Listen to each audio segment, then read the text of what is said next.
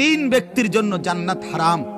এক, মুদমিনু খামরিন, যে মদ খায়, নেশা করে, নেশাখোরের জন্য জান্নাত হারাম। নেশাখোর, মদখোর, গাঞ্জাখোর, ফুট্টাখোর, বাবাখোর, ডাইলখোর, এ জান্নাত তার জন্য হারাম।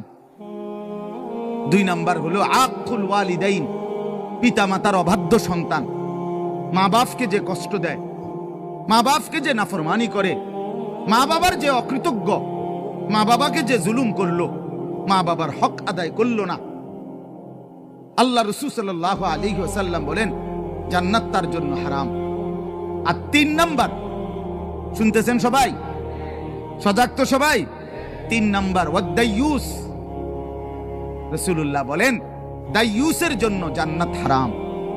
এখন প্রশ্ন হলো দাইয়ুস কে? খোদার কসম বাপ, এটা আমারও বলা না, আপনার কোনো আলেমেরও না, আল্লাহ রসুল বলে দিছে। দাইয়ুস কাকে বলে?